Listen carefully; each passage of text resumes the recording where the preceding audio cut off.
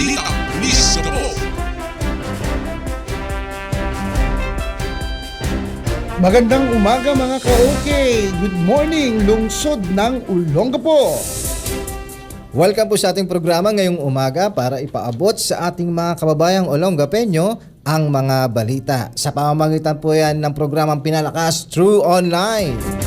Ayan, natad sa inyo ng Subic Broadcasting Corporation at ng 97.5 DWOK-FM. Ito ang radyo ko.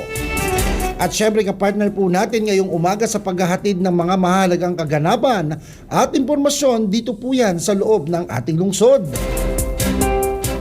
Ako po si Police Master Sergeant Jason Argonillo mula po yan sa City Community Affairs and Development Unit. At ako naman po si Police Master Sergeant Reynald Parentela, ang CASP-NCO ng Police Olongapo. Ito po ang Balitang Pulis Gapo. Muli, happy Thursday mga ka-okay at sa ating po mga listeners, sana safe silang lahat. Yes, kapartner, no? Kaisang bawat mamamayang Pilipino na itataguyod natin ang mga adhikaing mapagandaan ang ugnayan ng kapulisan, pamahalaan at mamamayan tungo sa isang ligtas na bansa. Kami ang inyong makakasama ngayong umaga, kasama ko ang aking partner para po magbigay ng mga komprehensibong detalye patungkol sa mga programs and activities na isinagawa ng inyong kapulisan dito sa ating lungsod sa Olongapo. Ayan, at aming ihahatid ang mga kaganapan na may kaugnayan sa pagpapatupad ng ating peace and order, no, sa pamamagitan po ng ating mga PNP activities. Dahil po ang bagong PNP ay para sa bagong Pilipinas. Serbisyong mabilis, tapat at nararamdaman. At sa pagsasakatuparan ng mga hakbangin at gampanin na tutugon para sa ating mga kababayang Olongapeño, katuwang ang himpilang ito sa pagpapalakas ng ating pagbibigay ng mas malawak na impormasyon. Tama ka dyan, partner. At syempre, aabangan po ninyo ang aming mga crime prevention tips na naglalayong mapanatili ang kaligtasan at seguridad ng ating mga ka-okay. At sa pagpapatuloy ang mga kaganapan na may kaugnayan sa pagpapatupad ng ating peace and order sa ating lungsod sa pamamagitan po yan ng ating PNP activities, sa ilalim yan na pamumuno ng aming City Director, Police Colonel Richie Claraval, at sa pagsasakatuparan ng mga gampanin na tutugon para sa ating mga kababayang Olongapeño. Sa ilalim ng pamumuno ng aming Chief PNP Police General Jose Melencio Corpus Nartates Jr., na may layuning mapagtibay ang magandang ugnayan ng ating komunidad. Siyempre kasama natin dyan ang Police Regional Office 3 sa pamumuno ng aming Regional Director Police Brigadier General Ponce Rogelio Peñones Jr., kaakibat ang ating mga partner agencies upang maabot ang ating mga kababayan. At sa pagpapatuloy mga ka-okay, narito po ang mga datos ng ating weekly accomplishment report mula po yan January 19 hanggang 25 taong kasalukuyan bilang bahagi ng ating previous week accomplishments. Ayan, sa kabuuan mayroon po tayong 13 arestado, no, na aresto ng Olongapo City Police Office sa pangunguna po yan ng ating City Director mula sa magkakaibang anti-criminality operations. Sa campaign against illegal drugs, 7 drug personalities ang naaresto ng Olongapo City Police Office mula sa matagumpay na isinagawang 5 anti-illegal drug operations, na kung saan nakakumpiska tayo ng illegal na droga na may kabuuang standard drug price value na 47,225 pesos and 60 centavos. At 4 naman na wanted person ang matagumpay na naaresto ng kapulisan mula sa magkakahiwalay na ikinasang manhunt operation sa buong lungsod ng Olongapo. Samantala naman sa ating kampanya laban sa illegal gambling ay meron tayong arestadong 2 sa isinagawang operasyon. Tama ka dyan, partner, no? Olongapo City Police Office patuloy po sa laban kontra illegal na droga. 4 na drug personalities arestado. Muling pinagtibay ng Olongapo City Police Office sa ilalim ng pamumuno ni Police Colonel Claraval ang kanilang matatag na kampanya laban sa iligal na droga matapos ang serye ng matagumpay na operasyon na nagresulta nga po sa pagkakaaresto ng 4 na individual at pagkakakumpiska ng shabu mula po sa magkakahiwalay na operasyon noong January 22 hanggang January 26 ngayong taong kasalukuyan. Kaugnay dito, nagsagawa po ng search warrant implementation at bypass operation ang iba't ibang operating units ng Olongapo City Police Office sa mga barangay ng Barangay Gordon Heights, Barangay Old Cabalan at Barangay Isbahak-Bahak, kasama na rin po ang Barangay Pag-asa. Sa isang operasyon, madaling araw po ng January 26 taong kasalukuyan, ipinatupad po ng Police Station 5 ang isang search warrant na inisyo ng Regional Trial Court ng Olongapo City na nagresulta po sa pagkakaaresto ng isang individual at pagkaka-recover ng 6 na sachet ng shabu na may kabuuang timbang na 9.11 grams at may standard drug price na 61,948 pesos. Samantala noong January 24 taong kasalukuyan naman ay isang bypass operation po ang isinagawa ng Station Drug Enforcement Unit ng Police Station 4 sa may Barangay Old Cabalan, kung saan nga po naaresto ang isang individual na nasa drug watch list at nakumpiskahan ng 3 sachet ng shabu at marked money.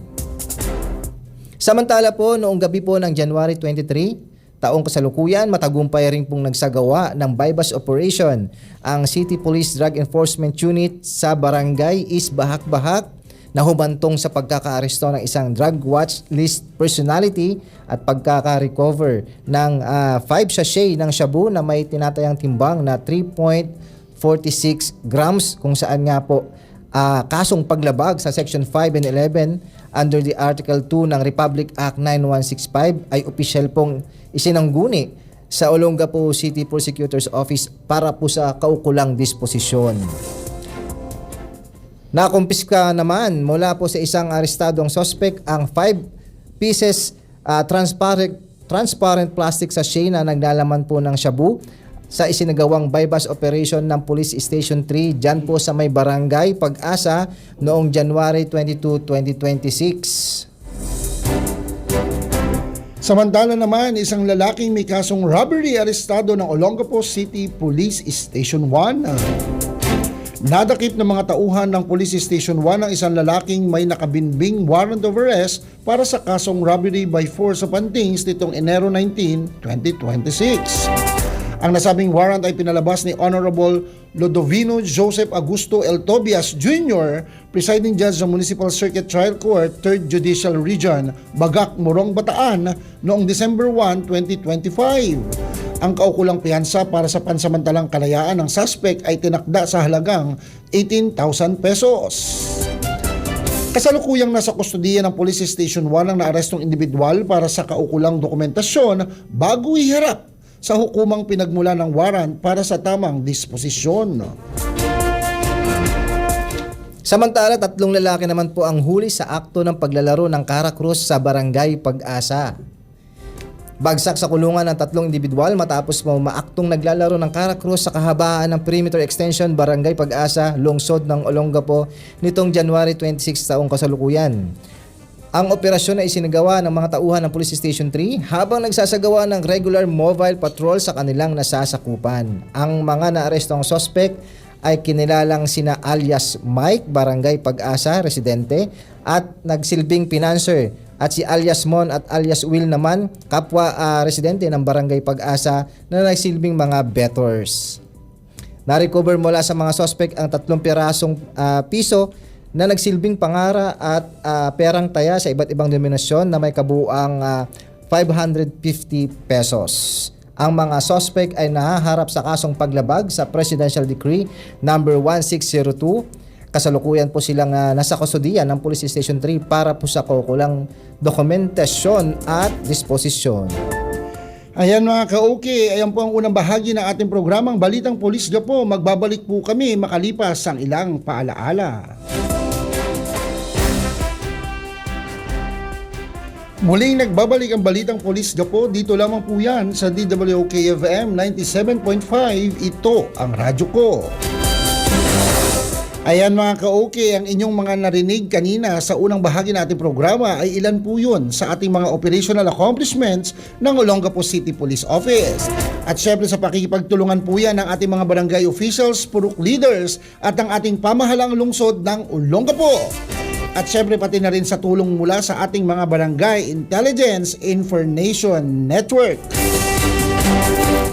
At para naman po sa ating community engagement at iba pang aktibidad sa mga nakalipas na araw, Olongapo City Police Office nagsagawa po ng Anti-Carnapping and Spotting Techniques Seminar. Bilang bahagi ng patuloy na pagsisikap na palakasin ang pag-iwas sa krimen at itaas ang kakayahan ng kapulisan, matagumpay pong nagsagawa ang Olongapo City Police Office ng isang Anti-Carnapping at Spotting Technique Seminar noong January 27 sa may Olongapo City Police Office Multi-Purpose Hall. Ang nasabing aktibidad ay dinaluhan po ng aming City Director Police Colonel Claraval. Sa kanyang pong mensahe, binigyan diin niya ang kahalagahan ng pagiging mapagmatsyag, disiplina at patuloy na nagpapaunlad ng kasanayan ng bawat miyembro ng kapulisan upang mas epektibong malabanan ang karnaping at iba pang uri ng kriminalidad. Nagsilbi naman pong resource speaker sa seminar si Police Lieutenant Angelito Gapay mula po naman po yan sa HPG Zambales. Ibinahagi po niya ang kanyang kaalaman tungkol po sa mga spotting techniques, pagkilala sa mga kahina-hinalang kilos at mga epektibong hakbang upang mapigilan ang mga insidente ng karnaping. Ang pagsasanay na ito ay inaasahang mas mapatalas ang kakayahan ng mga kapulisan ng Olongapo sa pagtukoy at sa paghuli sa mga elementong sangkot sa nakawan ng sasakyan. Olongapo City Police Office nagsagawa rin po ng physical conditioning activity para naman po sa kalusugan at kahandaan ng mga kapulisan. Alinsunod sa PNP Comprehensive Health and Physical Fitness Program, matagumpay na nagsagawa ng physical conditioning activity ang tauhan ng Olongapo City Police Office noong January 27 sa may Camp Cabal sa pamamagitan po ng PNP Dazen. Ang aktibidad na ito ay naglalayong itaguyod ang pisikal na kalusugan, katatagan ng isip at pangkalahatang kagalingan ng bawat miyembro ng kapulisan, kung saan nga po kinikilala ng pamunuan ng isang malusog at malakas na pwersa ng pulisya ay mahalaga sa epektibong pagganap ng tungkulin at sa paghahatid ng dekalidad na serbisyo publiko sa mga mamamayang Olongapeño. Nakiisa rin ng Olongapo City Police Office sa first quarterly SICAT VAUSI meeting para sa proteksyon ng kababaihan at kabataan. Dumalo ang mga kinatawan ng Olongapo City Police Office sa pangunguna ni Police Lieutenant Mary Ann Isadaba, ang ating FJ God Officer. Kasama rin po si Police Captain Jonalyn Nabokyag, ang Chief ng Women and Children Protection Desk sa ginanap na first quarterly meeting ng City Committee on Anti-Trafficking and Violence Against Women and Their Children nitong Enero 27 taong kasalukuyan. Ang pagpupulong ay dinaos sa Sangguniang Session Hall, City Hall Building, Olongapo City upang talakayin ang mga kasalukuyang programa, estratehiya at pagpapalakas ng ugnayan sa pagitan po yan ng iba't ibang ahensya ng gobyerno. Pangunahing layunin nito ang pagsugpo ng human trafficking at pagtugon sa mga kaso ng karahasan laban sa kababaihan at kanilang mga anak. Ang aktibong pakikilahok ng nasabing opisina sa nasabing komite ay nagpapakita ng kanilang patuloy na commitment sa pagprotekta sa karapatan, kaligtasan at kapakanan ng bawat babae at bata sa buong lungsod. Samantala, Olongapo City Police Office nagbahagi ng kaalaman sa mga mag-aaral ng criminology sa may Lyceum sa Subic Bay. Bilang bahagi ng pagdiriwang ng Criminology Week na may temang Empowering Future Guardians, Innovating Justice, Securing Tomorrow, naghatid po ng isang makabuluhan at inspirasyonal na lecture ang aking pong kapartner, Police Master Sergeant Reynald Parentela, sa mga mag-aaral po ng Lyceum sa may Subic Bay nitong January 27 nga po taong kasalukuyan. Nakatuon ang talakayan sa paksang Community Policing, Building Trust and Partnership. Binigyan diin dito ang mahalagang papel ng kolaborasyon sa pagitan po ng kapulisan at mga komunidad upang mapanatili ang kapayapaan, kaayusan at kaligtasan ng publiko. Nagbahagi rin po si Police Master Sergeant Parentela ng mga praktikal na kaalaman at karanasan mula po sa tunay na buhay kung saan itinampok niya ang pagbuo ng tiwala, aktibong pakikilahok ng mga mamamayan at mga kolektibong responsibilidad sa pagsugpo ng krimen. Ayan, partner. Mag-share ka naman, partner, kung ano yung mga Oo. nag-experience doon. Actually, nakakatuwa, no, kasi tayo ay naimbitahan bilang maging bahagi ng selebrasyon ng Criminology Week sa Lyceum of Subic Bay Incorporated. Nakakatuwa dahil yung ating mga estudyante ng criminology ay nakatuon sa pakikinig sa mga lectures na aming ibinahagi, kasama rin yan, of course, ng ating kasamahan sa crime laboratory, at nabigyan ng focus doon kung ano ang maitutulong bilang isang estudyante sa pagpapanatili ng katahimikan at kaayusan, hindi lang sa kanilang paaralan, bagkus ganun din sa kanilang lugar na nasasakupan. At syempre bilang isang estudyante, lalo na't sila ang ating mga future na makakasama rin, Yes. no? Bilang magiging miyembro din ng kapulisan, ay ngayon pa lang ay dapat maging disiplinado at maging responsableng estudyante para na rin sa darating na panahon at sila na ang susuot ng ating uniforme, ganun din ang sapatos na susuotin nila, no? Ay talagang maging role model na sila sa kanilang nasasakupan, lalo na't sila ay nag-aaral ng batas at sila rin ay magtataguyod ng katahimikan at kapayapaan, syempre sa lungsod na kung saan sila posibleng ma-assign. Ayan, maraming salamat po sa Criminology Department ng Lyceum of Subic Bay. Yan, samantala naman, Police Colonel Claraval, personal na nag-inspeksyon ng mga tauhan at sasakyan para sa kahandaan ng serbisyo ng MPU. Upang matiyak ang mataas na antas ng disiplina at maayos sa serbisyo sa publiko, pinangunahan ng ating City Director ng Olongapo City Police Office ang accounting ng mga tauhan at inspeksyon ng mga kagamitan ng Mobile Patrol Unit. Kahapon lamang po yan. Ang aktibidad na idinaos sa Camp Cabal ay nakatuon sa kahandaan ng mga pangunahing tagapagtugon ng lungsod. Personal na sinuri ni Police Colonel Claraval ang mga sasakyang dinala at mga gamit upang masigurong ang mga ito ay nasa maayos na kondisyon para sa 24/7 na pagpapatrolya at mabilis na pagtugon sa mga emergency. Ayan, dahil po sa patuloy po naming pagprotekta sa ating pong mga kababaihan, sa ating mga anak, sa mga bata at sa ating pong mga kababayan, kaalaman sandata ng kabataan.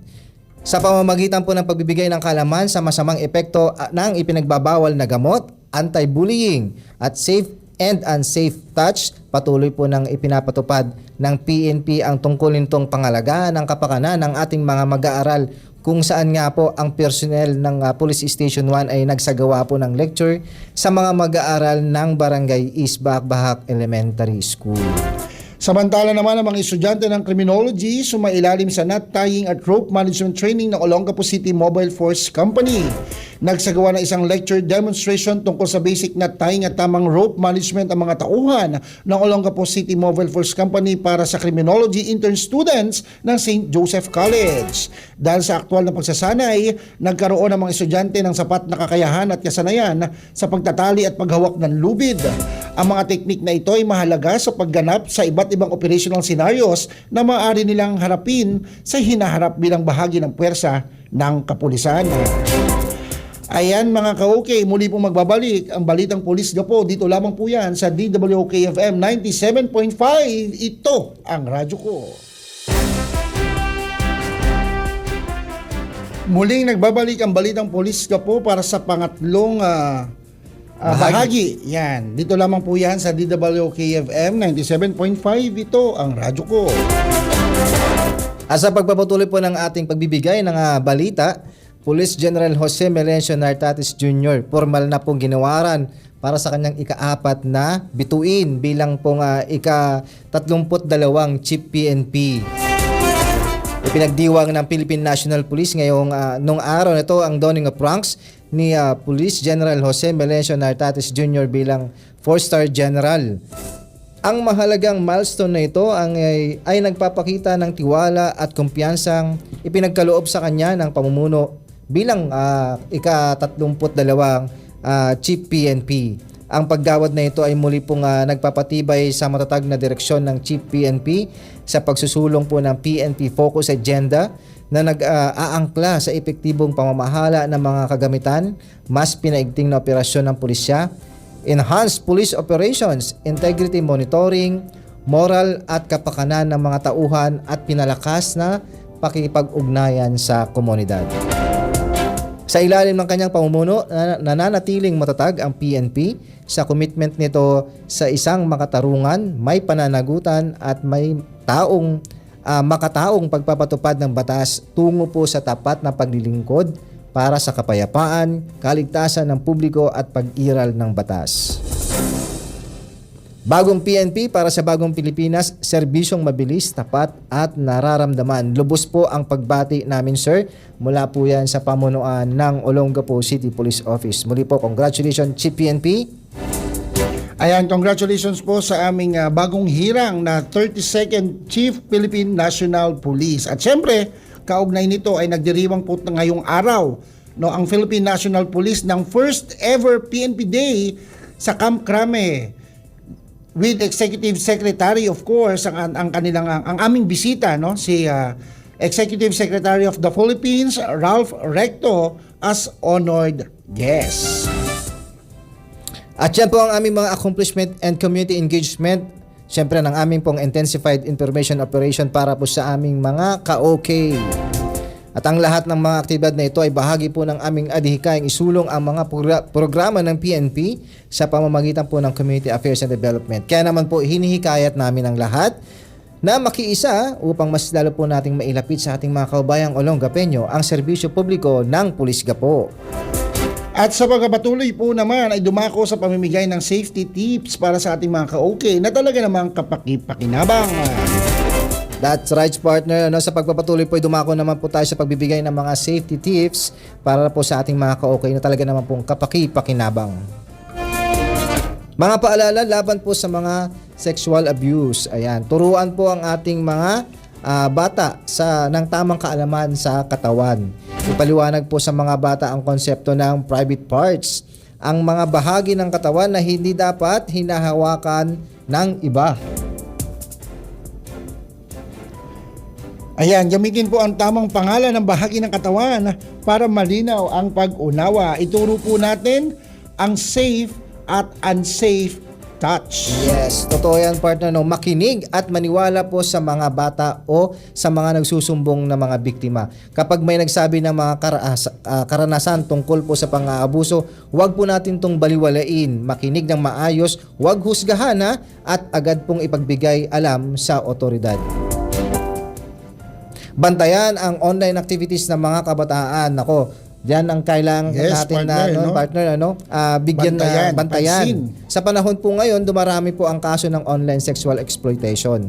Siguraduhin pong alam ng mga bata ang panganib sa internet, lalo na po sa pakikipag-chat sa mga hindi po nila kilala at pagpapadala ng mga larawan.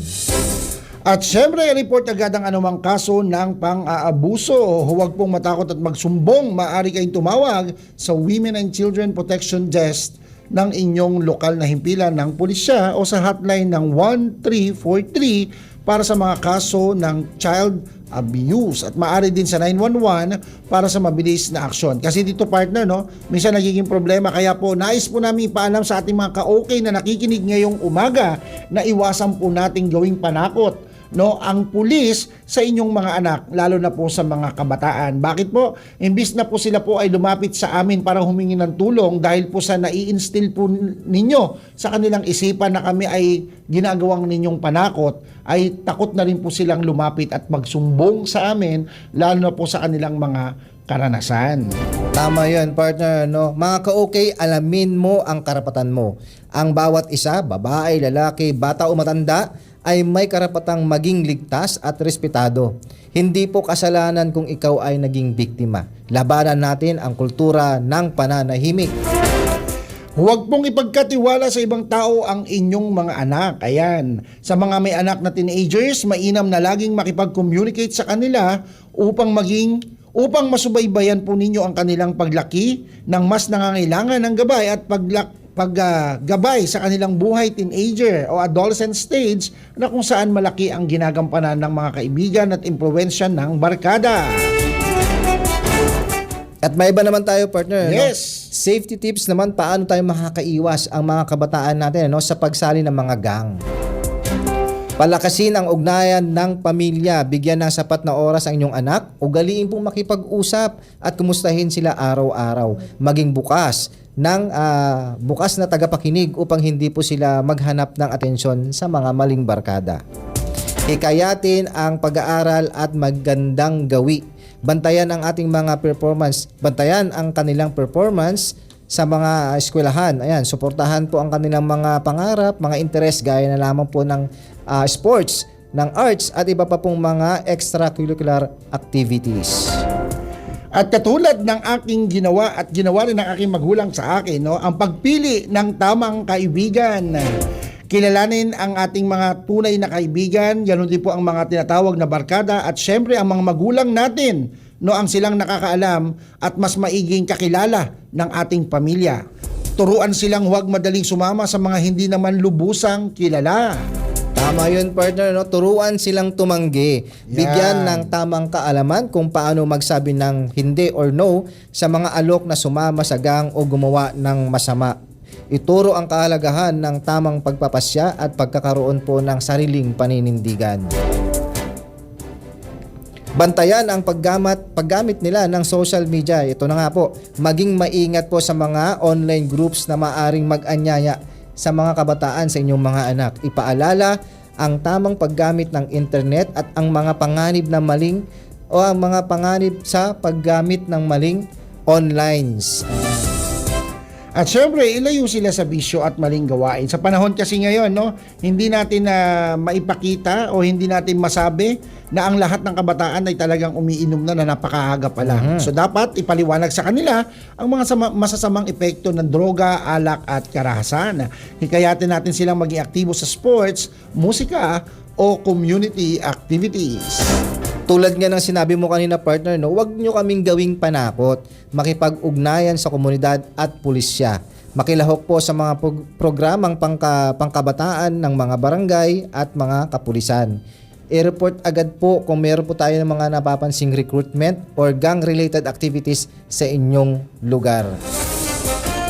Lalo na ngayon, partner, napaka-in na ngayon ang mga gang ngayon na kung saan nga po hinihikayat ang ating mga kabataan na sumama para mas lalo silang iniisip kasi nila pagka kasama sila sa mga gang, in sila sa grupo, mas sikat sila. Ayan. Kaya partner, maganda rin talaga yung pang-iimbita or pag-i-invite ng mga paaralan na dumayo sa kanila ang mga kapulisan para makapag-discuss, maituro sa kanila at mabigyan sila ng kaalaman, lalo na po para makaiwas sa kahit anong klase ng gang. Katulad ng ginawa namin sa Lyceum of Subic Bay, napakalaking bahagi yon para magkaroon ng mas matinding kaalaman ng mga kabataan upang maging modelo kaysa sila pa ang manguna sa kahit anumang kaguluhan. Yes, partner. May mga programa rin po ang barangay, ganun po ang kapulisan. Meron po tayong mga sports development program, scholarship. Ang KKDAT, meron po tayo, Kabataan kontra Droga at Terorismo. Yes. Ang Youth Skills Training Program, TESDA, ayan. Meron tayong welding automotive. Meron din po tayong mga pagluluto, mga culinary school seminars, and also the community service. Ayan, napakarami po niyan mga ka-okay, kaya gawin po natin makabuluhan ang ating araw-araw na pamumuhay sa pagsali po sa iba't ibang activities na binibigay ng inyong barangay. At para naman po sa ating mga magulang, ang pinakamahalagang yaman natin ay ating pong mga anak. Sa kabila po ng hirap ng buhay at abala sa trabaho, tandaan nating higit na kailangan nila ang ating presensya at paggabay. Ang simpleng pakikinig, pakikipag-usap at pag-aaruga ay sapat na upang maramdaman nilang mahalaga sila at hindi na kailangan humanap ng maling pagkakakilanlan o pagkakaibigan sa lansangan. At siyempre para naman sa ating mga kabataan, gayon din po sa ating mga mag-aaral at siyempre sa ating mga out of school youth na nakikinig dyan, hindi ka nagiging matatag sa pagsali sa gang. Tandaan nyo yan. Mas nagiging malakas ka kapag natututo kang tumanggi sa tukso at maling impluwensya. Huwag mong hayaang sirain ng mga kaibigan mong hindi nagpapakita ng magandang impluwensya para masira lamang ang inyong magandang pangarap. Lagi mong alalahanin, may pamilya ka, komunidad na nagmamahal sa iyo at naniniwala sa iyong kakayahan. Ang paglaki ng isang bata ay hindi lamang responsibilidad ng pamilya kundi ng buong pamayanan. Kaya naman mga ka-okay, isa ka rin sa dapat po managot sa mga bawat kabataang lumalaki. Sama-sama tayong magtulungan upang bigyan sila ng ligtas na kapaligiran, tamang paggabay at pag-asang makamit ang mas maliwanag na bukas. Sa panahon ngayon, ang pagiging alerto at maingat ay isang anyo ng pagmamahal sa sarili at pamilya. Iwasan ang maging biktima, maging matalino, maging mapagmatsyag. Ayan, at laging tandaan, ang usaping kaligtasan ay usapin ng bawat mamamayan. Ayan, stay safe and stay prepared. At yan pong ating mga safety tips for today, naway meron tayong napulot na aral at mag-ingat po tayo lagi mga ka-okay. Ayan. Ayan, alis lamang po namin batiin ng again ang congratulations ang ating newly installed Chief Philippine National Police, no, si Police General Jose Melencio Nartates ayan, Corpus Nartates Jr. Ayan. At partner, no, gusto ko rin ng batiin ng belated happy birthday si Police Corporal Arwin de la Cruz. Ayan, Happy at birthday. syempre of course yung ating kasama na si Police Lieutenant Eric Von Klitz at si Police Staff Sergeant Hasmin Flamiano. Ayan, happy sa mga- birthday. Yes, totoo yan. At sa aming mga kasamahang pulis sa Olongapo City Police Office, isang maligayang selebrasyon ng PNP Day sa ating lahat. Ang pagtatrabaho po natin ay alam natin na bijay buhay at ito ay hindi hanap buhay. Ayan, mga ka-okay. At para maging updated sa OCPO activities and accomplishment, please follow our Facebook page at Pulis Gapo Disiplinado. Ayan, at please give us likes, comments, and share sa aming Facebook account at Olongapo City Police Office. Diyan niyo po makikita ang aming mga conducted activities and accomplishments. Also, please follow our YouTube channel at Olongapo City Police Office. At syempre naman, kung saan po kayo nakikinig ngayon, walang iba kundi dito po yan sa 97.5 DWOK FM. At nais din po namin i-promote ang programang Sumbong Nyo, Aksyon Agad, Lunes hanggang Biyernes, 12:30 to 1:30 p.m. Ganon din po ang aming official Facebook page ng Philippine National Police at Police Regional Office 3 and of course ang Philippine News Network Facebook page. At yan po ang aming mga hatid na mahalagang impormasyon mula po sa Olongapo City Police Office. Maraming salamat po sa inyong oras ng pakikinig sa ating programa ngayong umaga. Lagi po nating tatandaan ang usaping kaligtasan ay usapin ng bawat mamamayan. Ako po ang inyong Police Gapo, Police Master Sergeant Jason Argonillo. At muli po ang pamunuan ng Olongapo City Police Office sa ngalan ng aming City Director, Police Colonel Richie Rodriguez Claraval. Kami po ay taus-pusong nagpapasalamat sa pamunuan ng Subic Broadcasting Corporation at sa himpilan ng 97.5 DWOK FM. Sa aming station manager, Ma'am Amelia Jane Gordon, kasama sina DJ Claire, DJ Miko, Sir Andrew, thank you for giving us valuable opportunity to amplify our Police Gapo accomplishment reports and activities.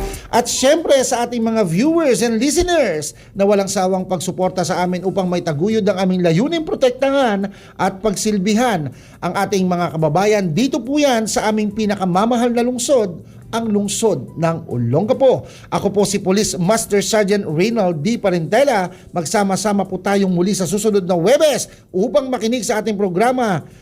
Dito lamang po yan sa Balitang Police Gapo.